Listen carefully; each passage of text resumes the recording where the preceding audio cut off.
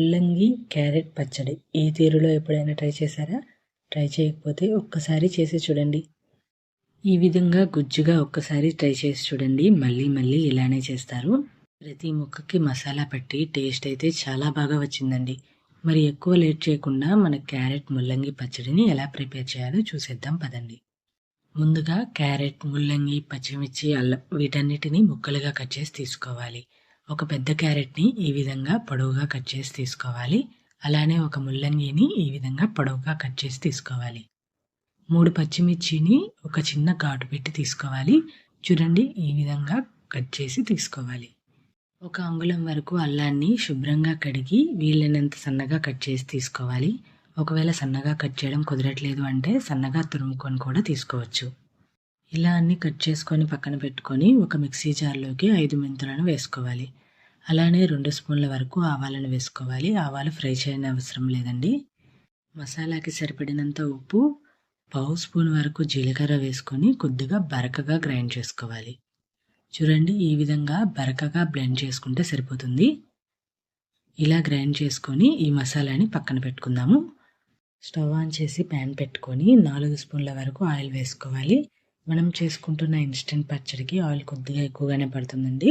So 4 స్పూన్ల వరకు oil వేసుకొని నూనెని వేడెక్కనివ్వాలి. వేడెక్కిన తర్వాత ఫ్లేమ్ని లో ఫ్లేమ్లోకి సెట్ చేసుకొని కట్ చేసుకున్న అల్లం ముక్కలను వేసుకోవాలి. అల్లం కొద్దిగా పచ్చివాసన పోయిన తర్వాత కట్ చేసుకున్న క్యారెట్ ముక్కలు, అలానే కట్ చేసుకున్న ముల్లంగి ముక్కలు, అలానే కట్ చేసుకున్న పచ్చిమిర్చిని కూడా వేసుకొని ఒకసారి అంతా మిక్స్ చేసుకోవాలి. మనం వేసుకున్న క్యారెట్, ముల్లంగి, పచ్చిమిర్చి అనేవి మరీ ఎక్కువగా ఫ్రై అవ్వాల్సిన అవసరం లేదండి. జస్ట్ 1 నిమిషం వరకు ఫ్రై చేసుకుంటే సరిపోతుంది. ఆ పచ్చి వాసన పోయేంత వరకు ఫ్రై చేసుకుంటే సరిపోతుందండి. ఇలా ఫ్రై చేసుకున్న తర్వాత గ్రైండ్ చేసుకున్న ఆవాల పొడిని కూడా వేసుకోవాలి. అలానే 2 స్పూన్ల వరకు కారాన్ని వేసుకోవాలి. పచ్చడికి సరిపడినంత ఉప్పు వేసుకోవాలి. ఇక్కడ నేను నార్మల్ సాల్ట్ను వేసుకుంటున్నానండి. అలానే 1/2 స్పూన్ వరకు పసుపు వేసుకొని మిక్స్ చేసుకోవాలి. ఇలా ఒకసారి అంతా కలుపుకున్న తర్వాత ఫ్లేమ్ని లో టు మీడియం ఫ్లేమ్లోకి సెట్ చేసుకొని ఈ మసాలా అంతా క్యారెట్కి పట్టేలాగా మధ్య మధ్యలో కలుపుకుంటూ మగ్గించుకోవాలి. చూడండి, రెసిపీని చూస్తేనే తినాలనిపిస్తుంది కదా. మరి మీరు కూడా ఒకసారి తప్పకుండా ట్రై చేయండి. మనం వేసుకున్న క్యారెట్ మసాలా అన్నీ కూడా పచ్చివాసన పోయేంత వరకు ఫ్రై చేసుకుంటే సరిపోతుంది. ఇలా ఫ్రై చేసుకొని ఈ క్యారెట్, ముల్లంగిని పూర్తిగా చల్లారనివ్వాలి.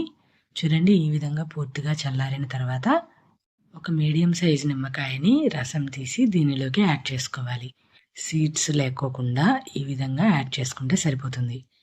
ఇలా నిమ్మరసాన్ని యాడ్ చేస్తే మన పచ్చడి అక్కడక్కడ పుల్ల పుల్లగా, కారం కారంగా భలే ఉంటుందండి. ఇలా నిమ్మరసాన్ని యాడ్ చేసుకున్న తర్వాత ఒకసారి అంతా మిక్స్ చేసుకుంటే వారం నుండి 10 రోజుల వరకు ఫ్రిడ్జ్లో స్టోర్ చేసుకోవచ్చు. విడిగా అయితే 1 to 2 days వరకు స్టోర్ చేసుకోవచ్చు. క్యారెట్, ముల్లంగికి ఈ మసాలా అనేది పూర్తిగా పట్టిన తర్వాత రైస్లోకి, చపాతీలోకి ఒక్కసారి ట్రై చేసి చూడండి. మీరు కూడా సూపర్ అంటారు. నిమ్మరసాన్ని వేసుకున్న తర్వాత ఒకసారి అంతా కలుపుకొని సాల్ట్ అనేది సరిపోయిందో లేదో ఈ స్టేజ్లో ఒకసారి చెక్ చేసుకోవాలి. ఈ స్టేజ్లో సాల్ట్ తక్కువగా అనిపిస్తే కొద్దిగా సాల్ట్ని యాడ్ చేసుకోవచ్చు. నేనైతే చెక్ చేశానండి, సాల్ట్ కరెక్ట్గా సరిపోయింది. సాల్ట్ చెక్ చేస్తే కొద్దిగా ఉప్పగా అనిపించాలి. ఊరేసరికి కరెక్ట్గా ఉప్పు సరిపోతుంది. నాకైతే ఈ పచ్చడిని రుచి చూసినప్పుడు క్యారెట్, ముల్లంగి కన్నా పచ్చిమిర్చి టేస్ట్ అయితే చాలా బాగుందండి. ఉప్పు, పులుపు, కారం అన్నీ పట్టి పచ్చిమిర్చి తింటుంటే పుల్ల పుల్లగా, కారం కారంగా భలే ఉంది. మరి మీకు కూడా ఈ రెసిపీ నచ్చినట్లయితే ఛానల్ని సబ్స్క్రైబ్ చేయండి. అలానే మీ ఫ్రెండ్స్ అండ్ రిలేటివ్స్కి షేర్ చేయండి. Thanks for watching.